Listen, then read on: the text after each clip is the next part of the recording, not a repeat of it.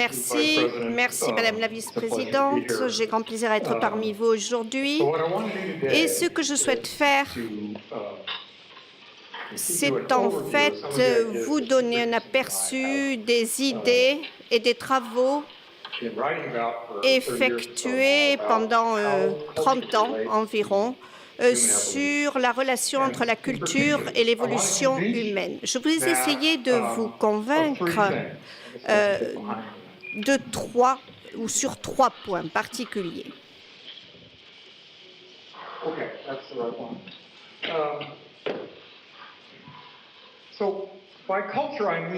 Qu'est-ce que j'entends par culture? C'est le fait que les hommes, à la différence des animaux, ont la capacité à accumuler des informations au sein des populations et ce dans le temps.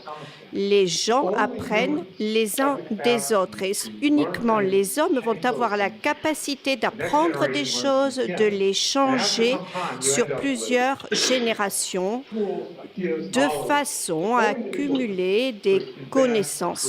Seuls les êtres humains ont été capables de faire ça. C'est ce que j'appelle l'évolution culturelle cumulative. Je vais essayer de défendre trois affirmations, trois points de vue.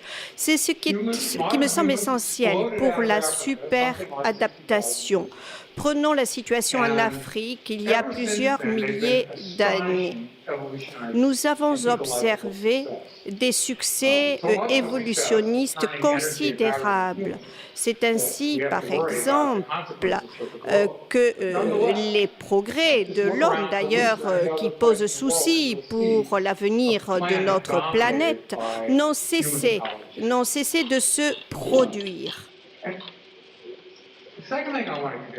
Je voudrais aussi vous convaincre de la chose suivante. L'évolution culturelle conduit à une exposition qui fait que les êtres humains ou autres créatures qui ont la même capacité peuvent apprendre des choses ou adapter des connaissances et des comportements qui sont les comportements, les connaissances des autres, même si précisément ils sont en conflit avec ses propres connaissances ou ses propres comportements qu'ils adoptent ou qu'ils imitent. Et tout ceci correspond donc à ce concept d'adaptation cumulative qui a pour effet secondaire des faits, des choses, des attitudes qui sont un peu curieuses que vous ne verriez jamais un singe faire. Par exemple, escalader des failles avec des risques considérables, par exemple. Et je reviendrai sur ce point en vous donnant quelques exemples.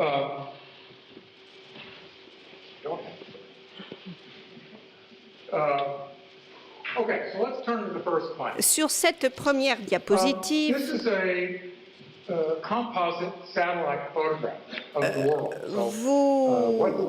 avez donc mes trois affirmations et sur la diapositive que je vous montre maintenant, qui est la diapositive numéro 2, vous avez une vue satellitaire de notre univers. Et cette vue satellitaire aurait pu être la même il y a quelques milliers d'années. En fait, à l'époque, il n'y avait évidemment pas d'exploitation agricole, pas de ferme. Mais si vous regardez cette vue satellitaire de nuit, de nos jours, elle est très semblable à ce que l'on aurait pu voir par le passé. Et cette vue satellitaire, comme je le disais à l'instant, est identique à ce qu'elle était par le passé, à l'exception peut-être de quelques îles éloignées. Et en fait, l'être humain s'est réparti sur l'ensemble de la planète en quelques dizaines de milliers d'années. Et j'ai maintenant à vous comparer la façon dont l'homme s'est distribué, s'est réparti sur l'ensemble du globe. Voici sur cette nouvelle diapositive la portée, répartition, distribution géographique de nos amis, les singes, différentes espèces, les gibbons, les chimpanzés, les orang-outans, les gorilles. Ce sont différentes espèces de singes qui ont leur propre habitat.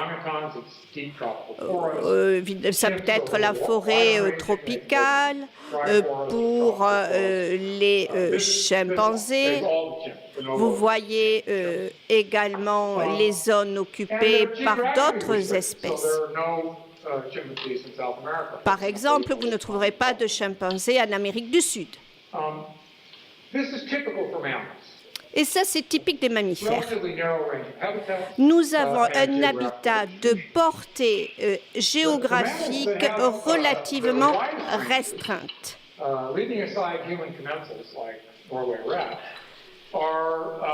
Donc, voici cette carte qui vous montre la portée géographique de certains grands mammifères, en tout cas les zones où ils avaient coutume de vivre, car nous les avons repoussés plus loin. Et vous pouvez donc constater sur cette carte qu'il n'y a pas, par exemple, de loups en Afrique, ni en Eurasie, ni en Australie plus précisément, ni en Amérique du Sud. Donc, en résumé, les hommes se sont répartis beaucoup plus largement sur notre globe. Et qu'est-ce que cela veut dire? Cela veut dire que les hommes sont plus à même de s'adapter à des environnements différents, divers, variés. Si nous regardons maintenant le mode de vie des loups, de ces prédateurs donc, qui poursuivent leur proie et que l'on retrouve en Amérique du Nord, par exemple, eh bien, ces animaux, les loups, par exemple, se sont installés là où ils pouvaient donc exercer leur activité de prédateurs. En revanche, les hommes qui se sont répartis un petit peu partout sur le globe ont conçu leurs propres outils et leurs propres techniques. Il est important de le noter car les biologistes nous critiquent souvent pour nos façons d'aborder ce type de problème. Mais ce que je voudrais dire, c'est que la notion de portée est une notion tout à fait normalisée, standardisée. Ceci n'est peut-être pas très clair sur cette carte, mais vous avez là la configuration des habitats il y a 40 kilos années. Et vous voyez que les écozones étaient très différentes. Nous avons la forêt tropicale qui est illustrée, qui correspond au centre du Congo. Nous avions des herbages tropicaux qui étaient de véritables refuges. Vous avez aussi les prairies des groupes tempérés, les déserts, les steppes en Eurasie. Autant de zones qui ont donc attiré de différentes espèces animales et également les hommes. Et c'était il y a 40 ou 60 kilos années. On ne sait pas avec exactitude à quel moment ces migrations ont démarré.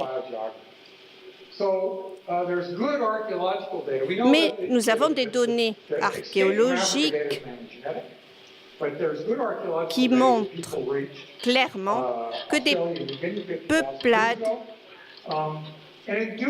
ont gagné, par exemple, l'Eurasie ou d'autres parties du monde. Ils ont même dû, à l'occasion de ces migrations, traverser des étendues d'eau considérables. Ça, c'était il y a 60 000 années. Et à cette époque-là, vous savez qu'il y a eu également des déplacements, des mouvements de la plaque tectonique, certains continents qui se sont déplacés. Donc, nous avons ces gens qui ont migré et qui ont traverser différents continents. Là, maintenant, nous allons faire un saut et passer à 40 000 ans avant notre ère. Et nous avons des populations donc, qui ont continué à migrer jusqu'en Europe, voire jusque dans vos régions ici.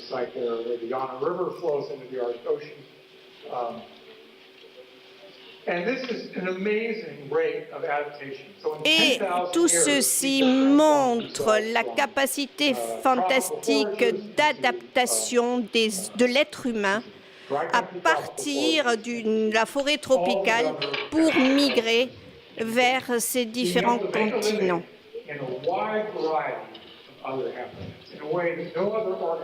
Et aucun autre organisme vivant n'a pu faire la même chose, ni de près ni de loin. Pourquoi? Est-ce que cela veut dire que nous sommes plus intelligents que les autres créatures? Est-ce que vous connaissez ce petit ours qui figure sur cette diapositive? Eh bien, c'est un héros de bande dessinée. Alors, nous pouvons penser, nous, êtres humains, que nous sommes plus intelligents que l'ours moyen, ou que la moyenne des ours.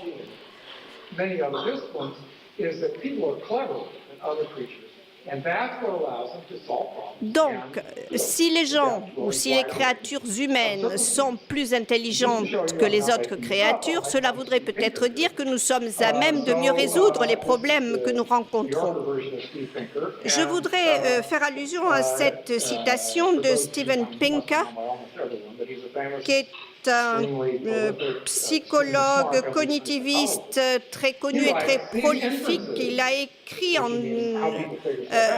ce passage que j'aimerais citer. Ces inférences sont déclinées internement sous la forme de modèles mentaux. Elles sont gouvernées par des conceptions intuitives de la physique, de la biologie et de la psychologie, y compris la psychologie des animaux. Et cela permet aux êtres humains d'inventer des outils, des pièges, des armes, d'extraire des poisons, des médicaments à partir de plantes ou d'autres animaux. Et ces stratagèmes cognitifs sont conçus à la volée selon des associations interminables. Et en fait, ces associations sont possibles du fait de la conception mentale et elles sont déployées, testées et adaptées tout au cours de la vie. C'est ce que disait M. Pinker. Donc, les êtres humains sont intelligents, mais jusqu'où sont-ils intelligents? Jusqu'où va cette intelligence? Et je fais ici référence à la théorie de l'esprit et au raisonnement causal, qui sont deux concepts bien connus.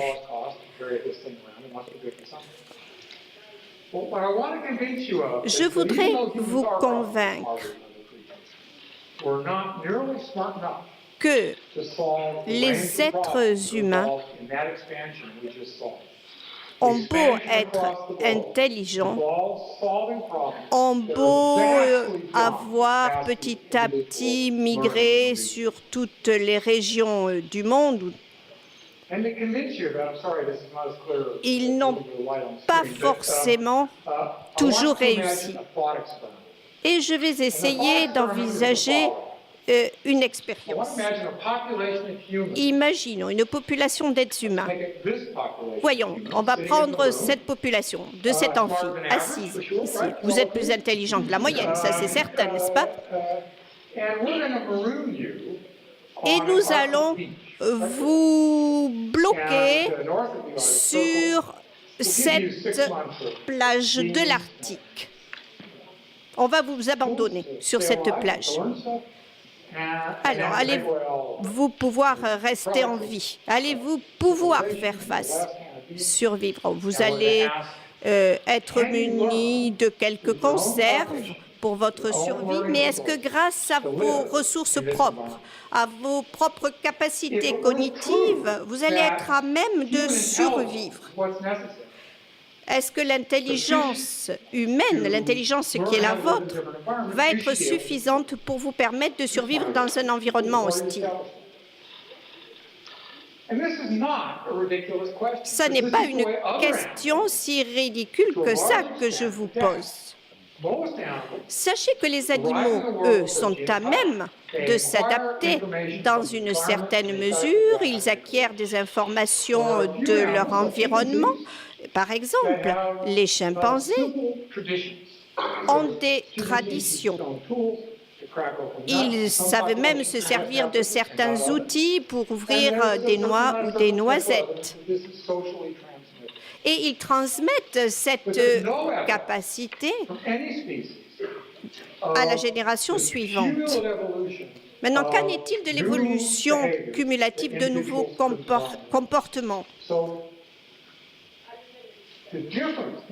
La différence, en fait, entre l'homme et les autres créatures vivantes, c'est que nous accumulons ces connaissances, d'où mon concept d'évolution cumulative. Vous savez, si l'on prend l'exemple d'une population, donc d'un groupe de gens qui va être abandonné sur une île hostile, éloignée, vous allez avoir besoin de certaines choses pour survivre. Et vous avez des peuplades qui s'y connaissent en matière de survie, notamment les Inuits. Donc, penchons-nous pendant quelques minutes sur leur capacité précisément à survivre. Leur capacité à survivre se déclinait de plusieurs façons. D'une part, puisque vous avez besoin de vêtements très chauds pour résister à des températures de l'ordre de moins 25 degrés, les Inuits avaient la capacité à se doter de ces vêtements très chauds. Sans cela, ils n'auraient pas pu survivre et vous ne pourriez pas survivre. Et les Inuits portaient et portent encore des vêtements absolument spectaculaires pour survivre dans ces contrées particulièrement hostiles. Ils ont donc besoin, pour avoir ces vêtements, de les coudre. Mais d'abord, comment obtiennent-ils les peaux pour fabriquer ces vêtements? Vont-ils utiliser les phoques? Non, ils vont choisir la peau de renne, de caribou, car le renne a un pelage très particulier fait de poches d'air qui fait que sa fourrure est encore plus chaude que celle d'autres animaux. Donc, ils vont utiliser ces peaux de caribou.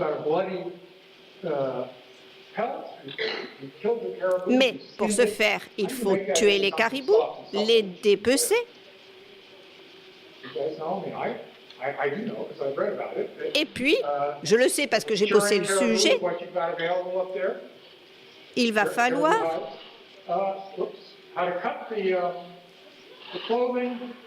découper en fait une espèce de patron et coudre ces peaux. Mais pour ce faire, vous avez besoin de fils. Où allez-vous trouver ce fil? Eh bien, vous allez trouver ces fils le long de la colonne vertébrale du caribou, précisément.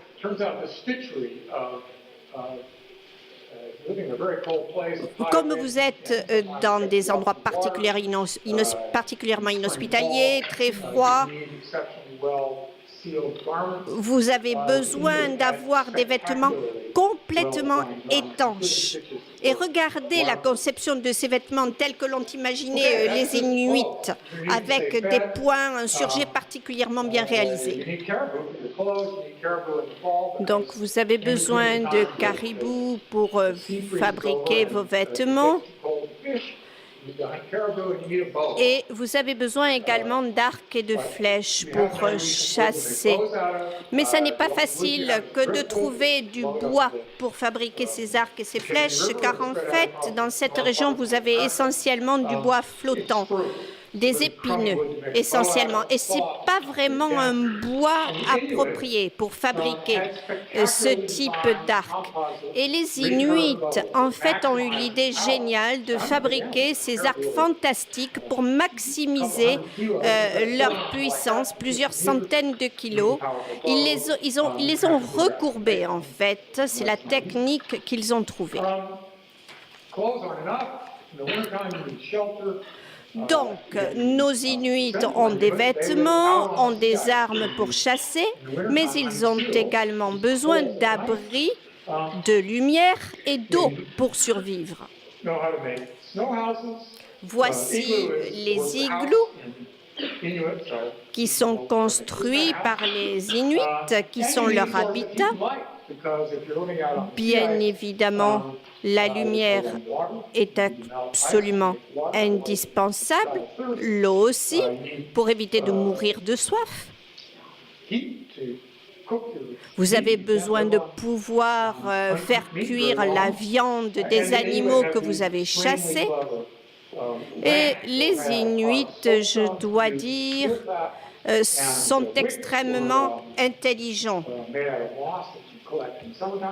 Et ils ont trouvé les façons, d'une part, ils ont trouvé donc des sources de chaleur et ils ont fait tout cela pendant plusieurs générations. Vous voyez également comment ils se sont dotés de harpons.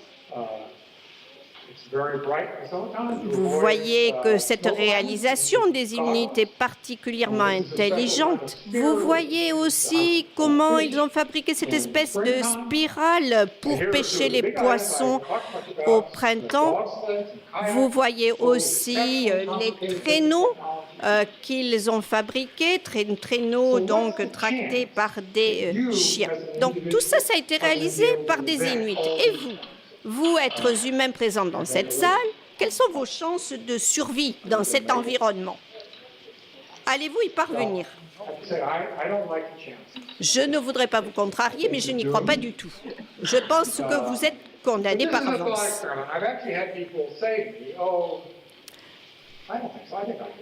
Il y a des gens qui vont me dire, mais si, je vais me débrouiller, je vais y arriver. Mais sachez-le, cette expérience que vous êtes peut-être tenté d'entreprendre a été entreprise à plusieurs reprises. Et des Européens particulièrement intrépides se sont lancés dans l'aventure. Et ils ont essayé de trouver donc une route au niveau du pôle Nord, par exemple, ou d'autres routes.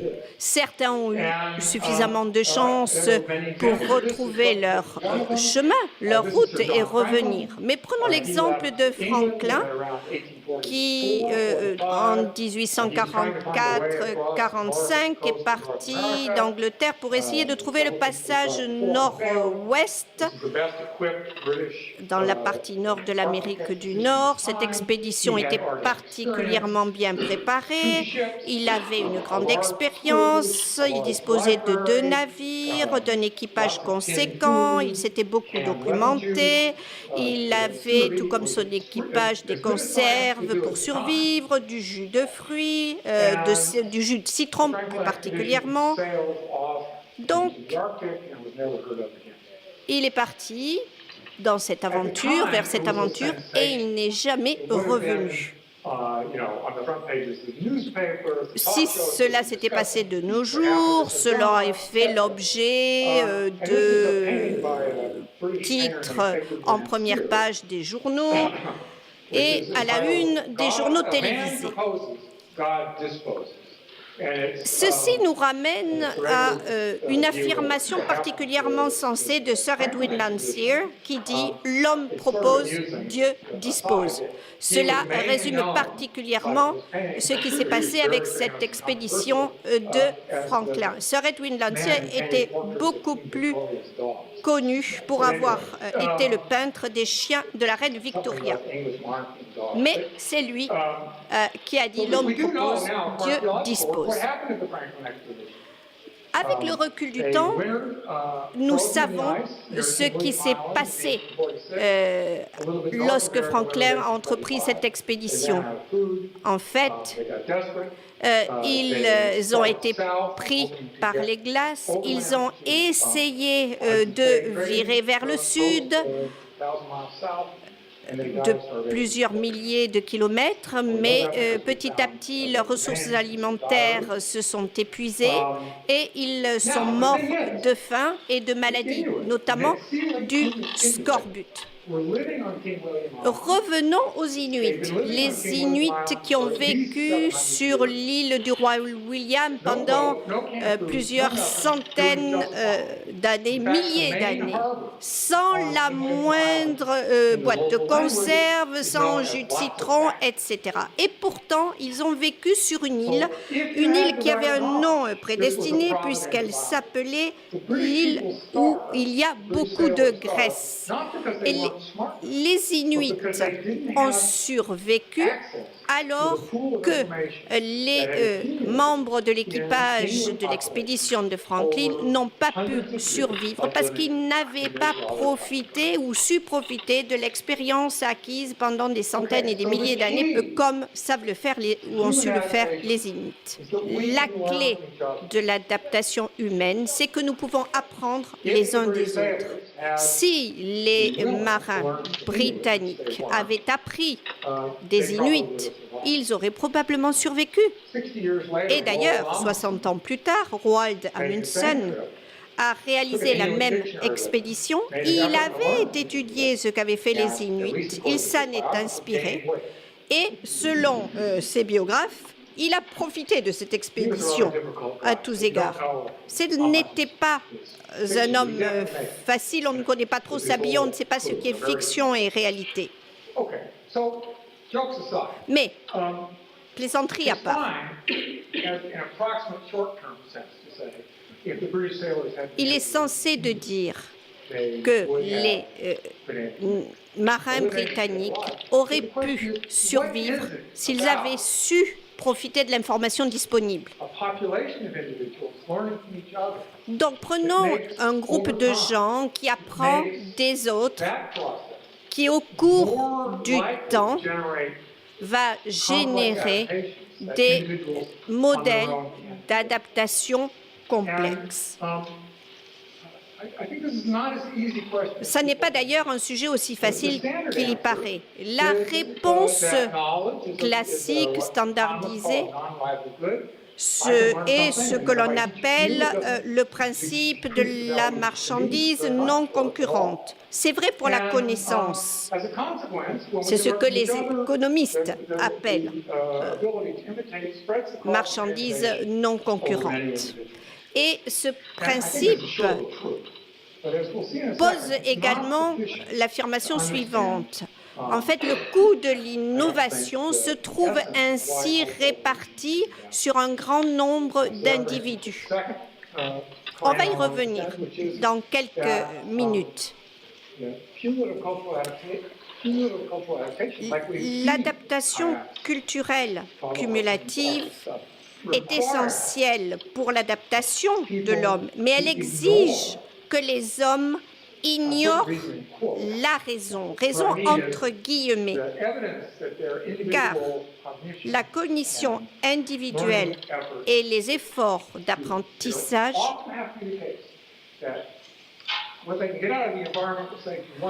font que les gens vont pouvoir donc évoluer en apprenant des autres. Okay, so to do that, I'm going to do the closest thing. No math, I promise, but I want to, I'll give us a graphical picture of a very simple, rather famous model. Donc, prenons ici l'illustration graphique d'un modèle connu. Nous avons un processus et un modèle très simple qui reprend une réalité pourtant très complexe. Et on va essayer d'abord de comprendre le modèle simple et on verra ensuite comment on peut l'adapter à différentes situations. Donc, imaginons deux types de personnes. Nous avons ceux qui sont des imitateurs, qui copient ce qui se fait, et nous avons une deuxième catégorie de personnes, ce sont des gens qui raisonnent, qui vont dans leur environnement, collectent des informations, recueillent ces informations et apprennent. Restons simples. Imaginons que les imitateurs ont toujours la bonne réponse. Non, pardon, imaginons que les apprenants ont toujours la bonne réponse. Et reprenons ce graphique sur l'axe X, sur donc l'abscisse, vous avez la fraction de la population qui est faite d'imitateurs.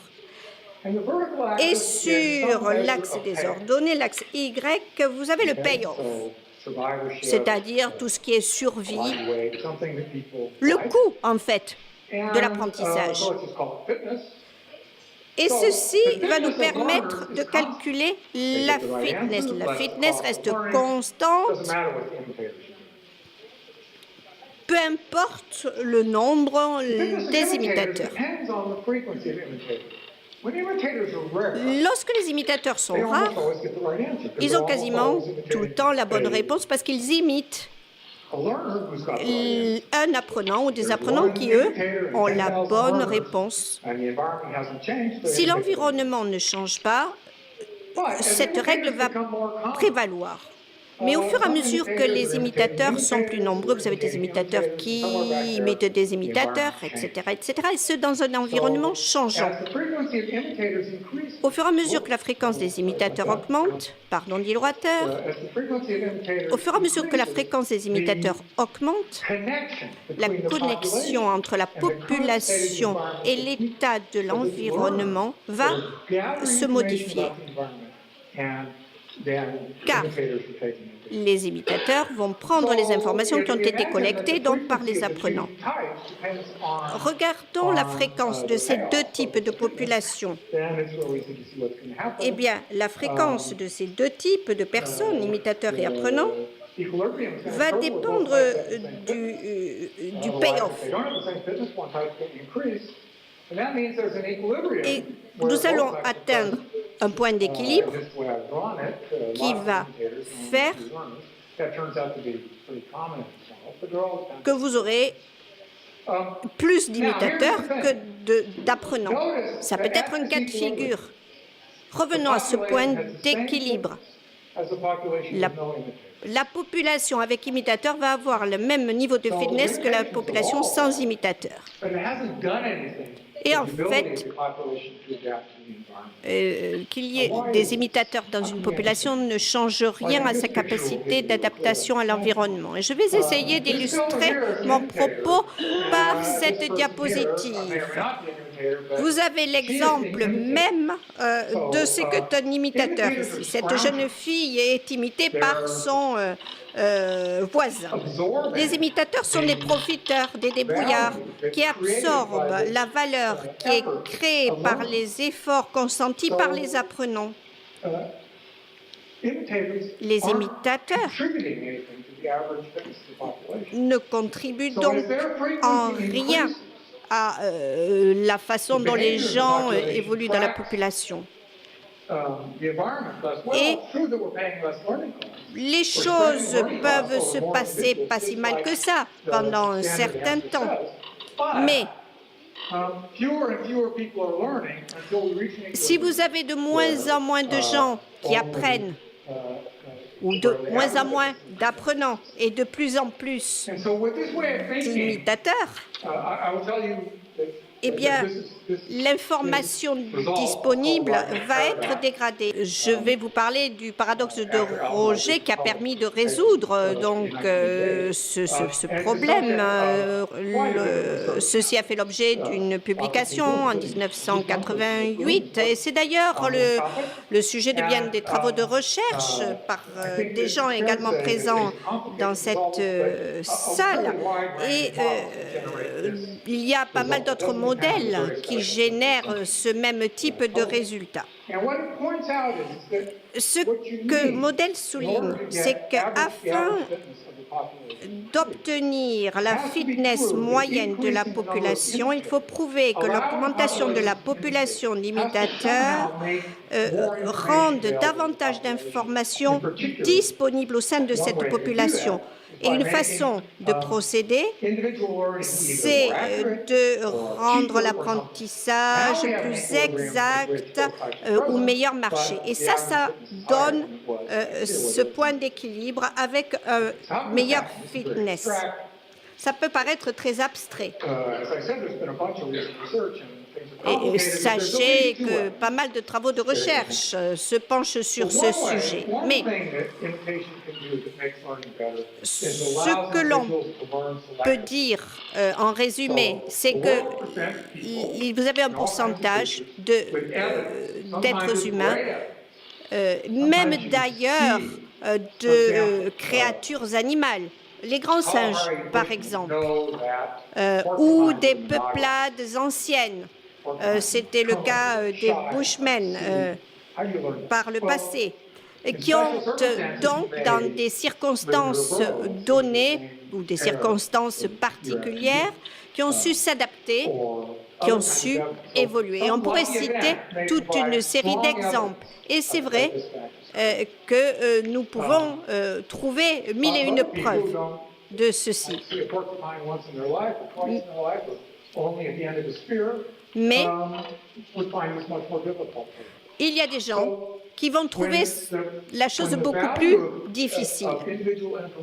Donc, lorsque la valeur de l'information individuelle varie et lorsque l'individu est à même d'évaluer les mérites de l'information qu'il a, eh bien, l'imitateur peut apprendre, si la preuve est très très forte, l'imitateur peut apprendre de celui qui a déjà appris précédemment.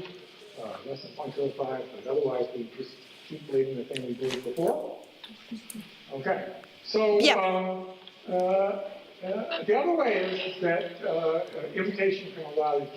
Donc, on a vu que l'imitation permettait l'apprentissage sélectif et que l'imitation permettait l'accumulation de petites améliorations.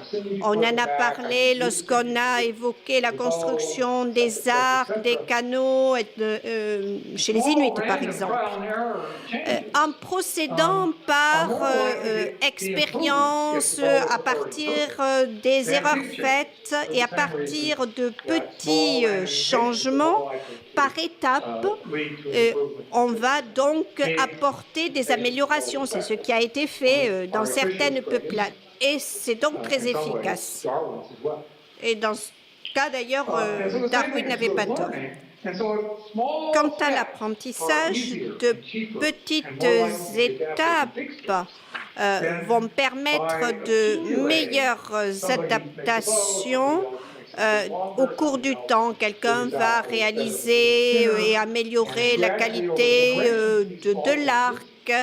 D'autres personnes vont travailler à la construction des canaux et ceci va se reproduire sur des générations et des générations.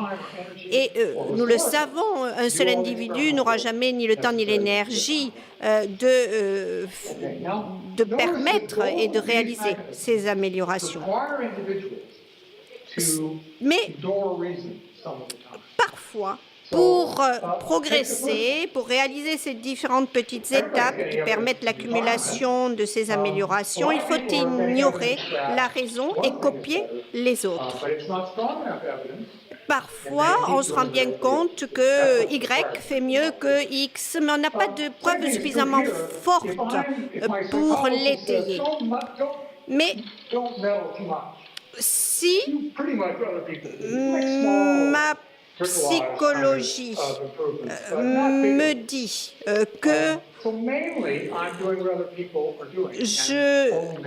en regardant ce que font les autres, eh bien, je peux progresser, je vais pouvoir donc tirer une influence positive. Ça, c'est très, très théorique. Et j'essaierai de vous donner des exemples un petit peu plus illustrés tout à l'heure. Donc, nous sommes en train de parler d'adaptation, d'évolution culturelle cumulative. Et ce que j'essaie d'affirmer, c'est qu'en fait, nous parlons d'adaptation au sein des différentes espèces. Les avantages que nous acquérons sont accumulés, tout comme l'information que nous accumulons, et ceci conduit à une adaptation culturelle qui crée des compromis. Et nous en revenons encore une fois à l'exemple des Inuits qui parvenaient à tirer des avantages de leur environnement à partir de la collecte d'informations qui avait un très faible coût entre guillemets.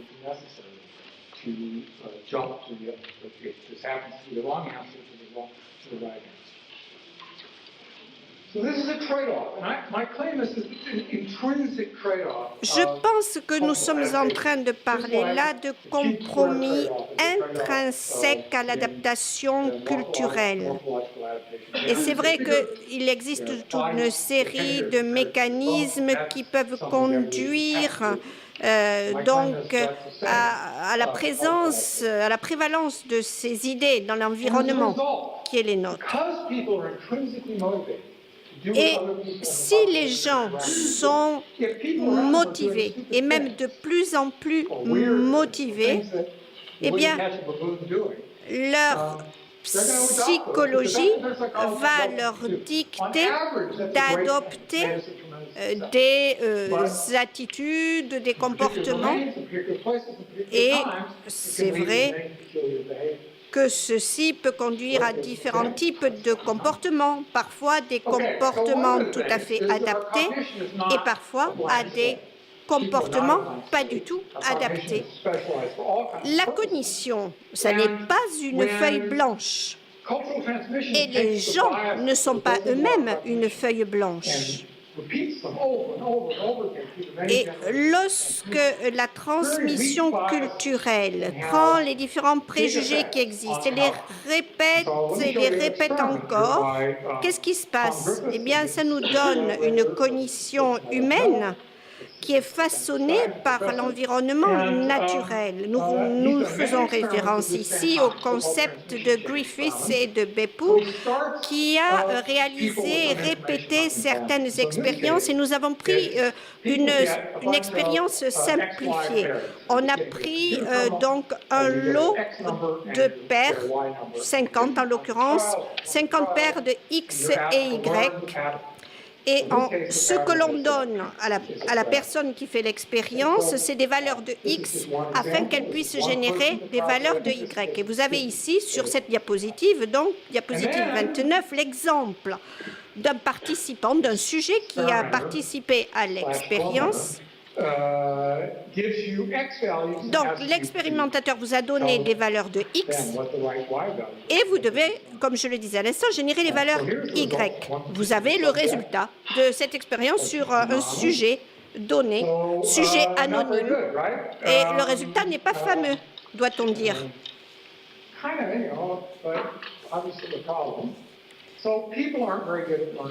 Et il semblerait, si on regarde cette expérience, que les gens n'arrivent pas, en fait, à inférer de bons résultats.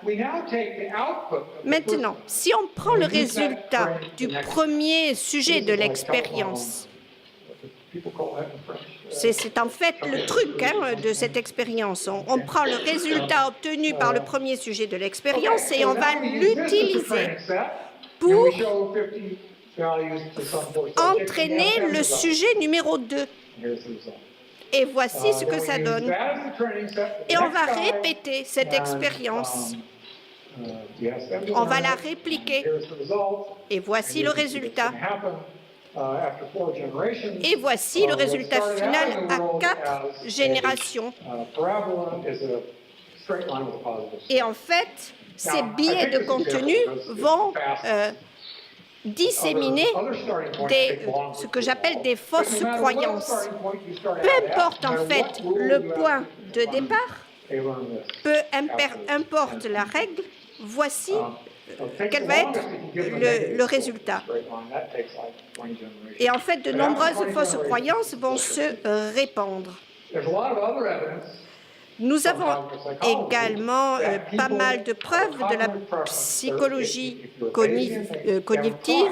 cognitiviste, qui montrent ce genre de choses.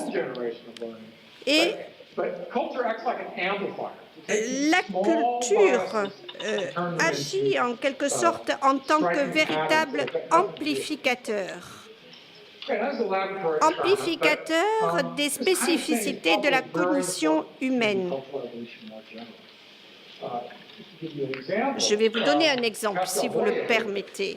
Exemple, donc, tiré de Pascal Boyer, qui est un anthropologue très connu. Il a écrit un ouvrage intitulé « La religion expliquée », dans lequel il essaie d'expliquer les croyances des gens, croyances en l'existence d'agents supernaturels. Pascal Boyer explique comment les biais cognitifs, différents types de biais, de préjugés, explications du monde qui impliquent différents types d'agents, autres préjugés qui expliquent l'existence de fantômes, de dieux, etc. Eh bien, donc, dans cet ouvrage, Pascal Boyer, ouvrage que je vous recommande, eh bien, dans cet ouvrage, donc, il nous explique comment nous pouvons, à partir de ces arguments avancés, on peut générer différentes expériences.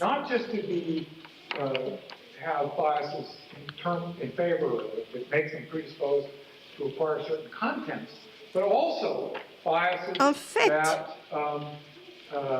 ces préjugés, ces biais prédisposent à apprendre des choses. Et je vais vous donner un exemple précis. On a de bonnes raisons de penser que imiter les gens qui ont du succès, c'est une bonne idée. Si vous pouvez mesurer le succès de quelqu'un et l'imiter préférentiellement, ça ne peut être que positif. Mais un succès dans un environnement peut ne pas se traduire par le même succès dans un autre environnement. Alors, ça serait pas mal de disposer d'une règle qui nous indique comment et qui imiter pour réussir. Et en fait, une bonne règle dans la pratique serait d'imiter les gens qui réussissent. Ça paraît très simple.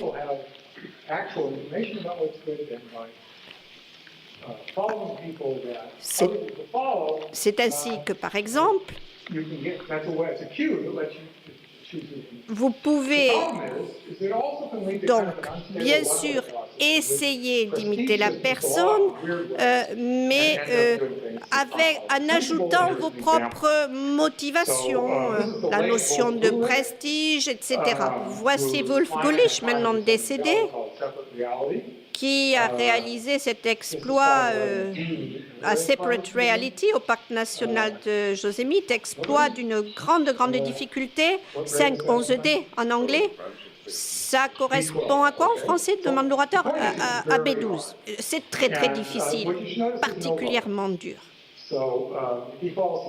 Et cet exploit se fait sans filet. S'il tombe, il meurt.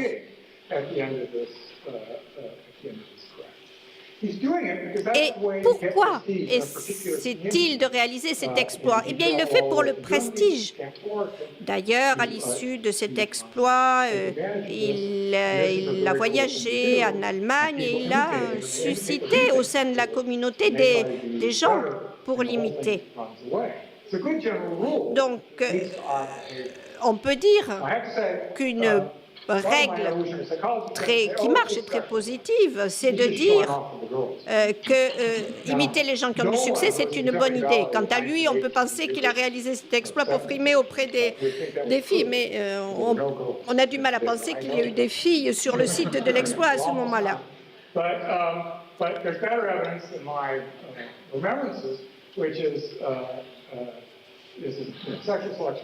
Et je viens de vous donner l'exemple d'un homme qui réalise un exploit, mais sachez qu'une femme peut, pour les mêmes raisons, c'est-à-dire pour avoir du prestige, réaliser le même type d'exploit. Il s'agit par exemple ici de Steve Davis qui a réalisé cette escalade en fissure à Indian Creek. Et ça semble totalement aberrant que de faire ce type de choses. Et comme la plupart d'entre nous, dans les sociétés industrialisées, dans les sociétés modernes, eh bien, nous essayons de faire tout un tas de choses, parfois insensées.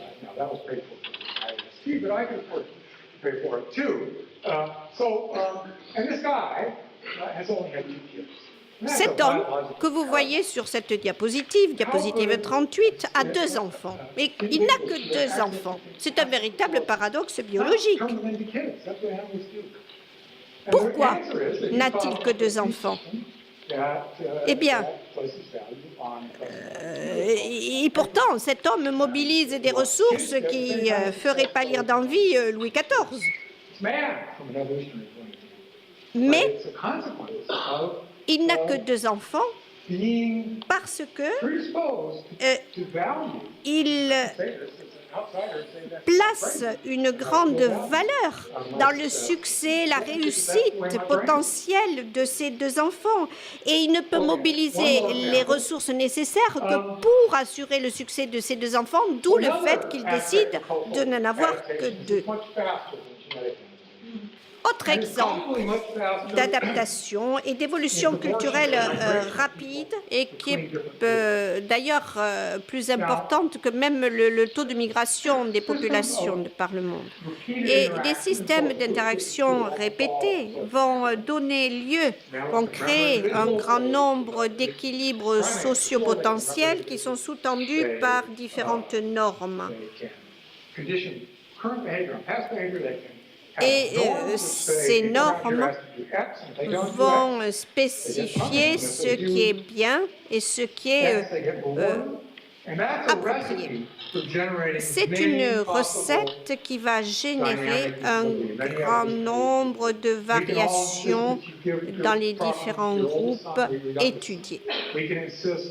On va pouvoir, par exemple,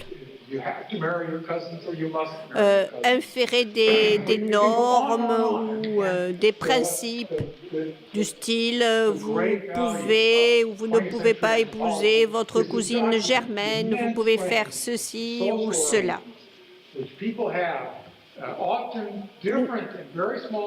Donc, les gens,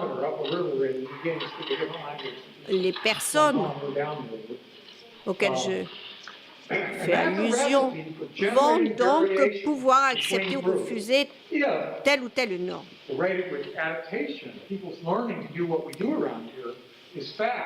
Et le taux d'adaptation, comme je le disais tout à l'heure, va pouvoir varier d'un groupe à l'autre. Et si on augmente ce taux d'adaptation, on va augmenter le taux de variation des différents comportements, conventions entre personnes, entre groupes, ce qui est normatif en quelque sorte. Ces données qui figurent sur cette diapositive ont été collectées par Bell et ses collègues. Sur l'axe des X, vous avez la mesure des variations au sein d'une population.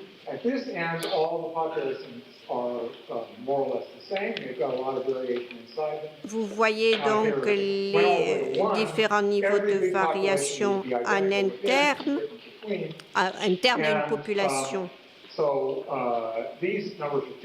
Tout ce qui est indiqué en bleu correspond au culturel, ce qui est en rouge correspond au génétique, aux marqueurs classiques.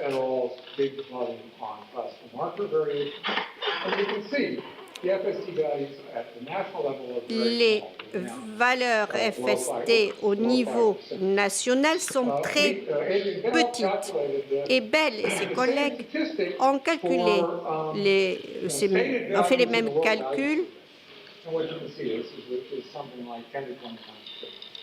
à plusieurs reprises. Et en fait, ce qu'on peut conclure, c'est qu'il y a beaucoup plus de variations dans certains groupes par rapport à ce qui est transmis culturellement, si l'on compare avec ce qui est transmis génétiquement. Et voici un exemple de ce que je viens d'essayer de vous expliquer. Voici mon étudiante, Sarah Matthew, qui a fait une étude des gardiens de troupeaux Turkana au nord du Kenya. Elle a interviewé plus de 120 guerriers.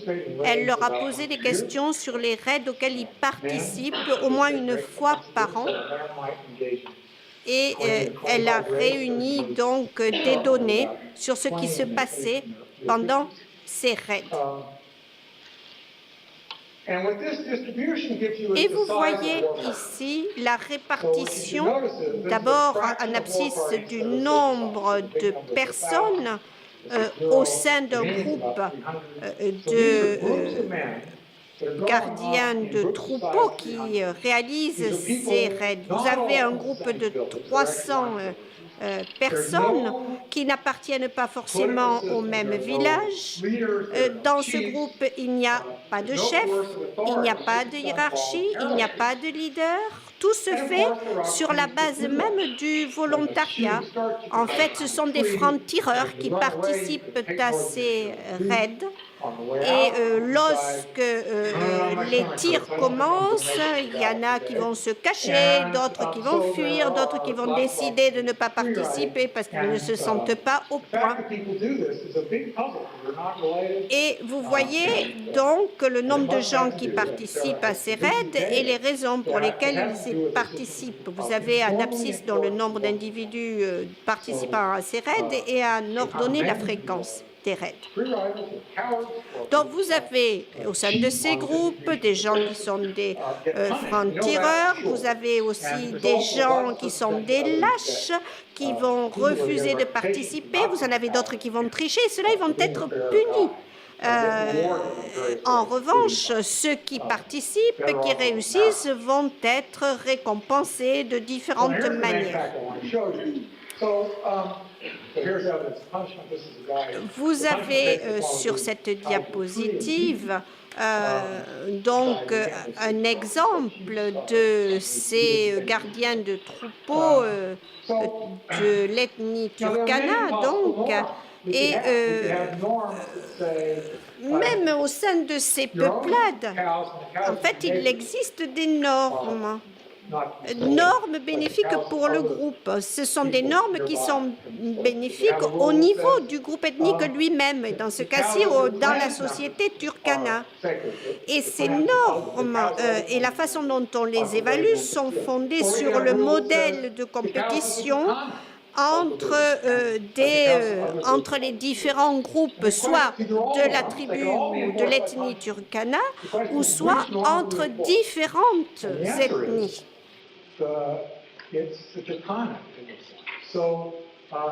Et donc, l'étudiante qui est en postdoc et qui a réalisé cette étude a interviewé les Turkana pour savoir quelle était leur réaction lorsque un participant à un de ces raids ne se comportait pas comme il aurait dû. En fait, et elle leur dit, qu'est-ce que vous pensez de celui qui a fait ci, ça ou l'autre? Est-ce que vous pensez que c'est pas bien? Est-ce que cela vous a contrarié? Est-ce que vous critiquez cette personne? Et est-ce que vous la puniriez pour ce qu'il a fait ou pas fait? Et vous voyez que à chaque fois, ceux qui ont répondu aux questions ont bien fait allusion à des normes donc bénéfiques pour le groupe. Et je crois que cet état de fait perdure depuis de nombreuses années. Il est prouvé que cela perdure depuis quelques centaines de milliers d'années. Et c'est suffisamment long pour que les modifications, les changements conduisent à la constitution de groupes ethniques, de religions, de groupes de religions, et une sélection naturelle a également été appliquée, imprimée aux organismes vivants. Voici un exemple très parlant. Vous avez le chimpanzé et puis vous avez une personne. Et il faut noter que les êtres humains ont donc une sclère blanche dans l'œil.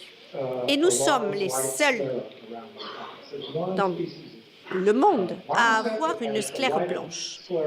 Pourquoi? Pourquoi avons-nous une sclère blanche alors que les chimpanzés, par exemple, ont une sclère noire?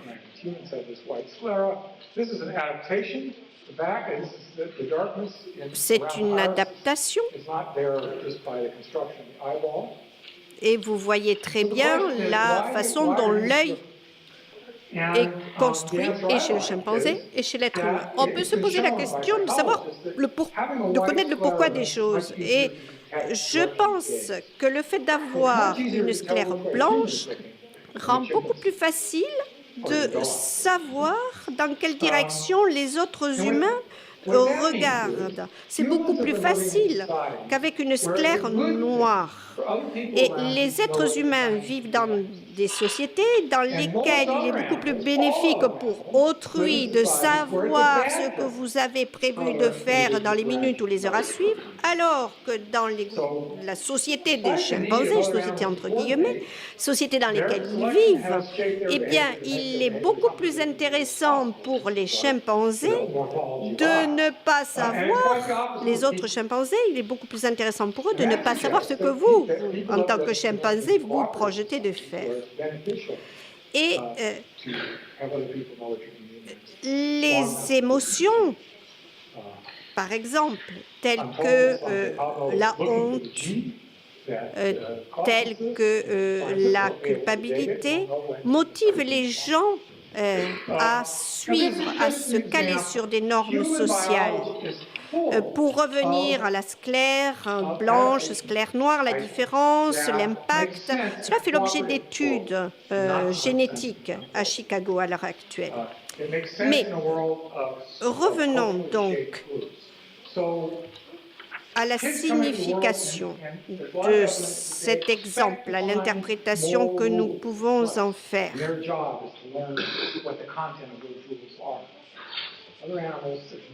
Il est probable qu'il existe toute une série de traits qui sont nés de l'évolution de l'adaptation.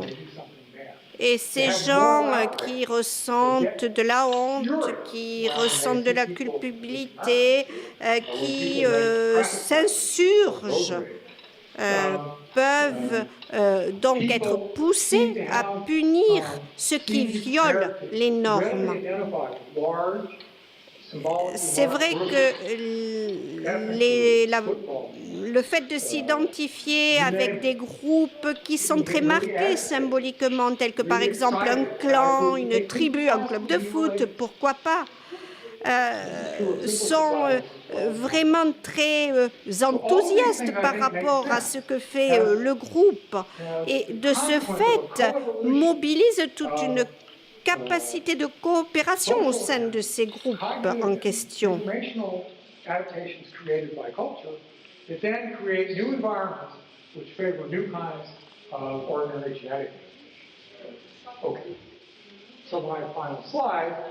Voici ma dernière diapositive. On me pose souvent cette question, est-ce que l'évolution culturelle a priorité sur la biologie? Est-ce la bonne question d'ailleurs? La culture, c'est une adaptation. Et c'est une adaptation qui est complexe, qui crée de nouveaux compromis, de nouveaux comportements, qui fait que nous sommes bons en termes d'adaptation à toute une série d'environnements différenciés et qui nous prédispose à faire des choses parfois étranges, comme gravir, faire l'ascension de failles ou écrire des articles universitaires. Donc, quelle est la question scientifique? Je vous ai donc donné différents exemples qui datent d'ailleurs de pas mal de temps, mais qui sont toujours aussi vrais aujourd'hui. Et l'idée fondamentale, c'est que notre psychologie a été générée par l'adaptation. Le problème scientifique consiste à essayer de comprendre comment tout cela fonctionne. Les ethnographes, les psychologues travaillent ensemble. C'est vrai qu'il y a parfois des antinomies entre ce qui relève de la culture et ce qui relève de la biologie. Et il faut essayer de trouver les mérites et de la culture et de la biologie dans tous ces processus. Merci de votre attention.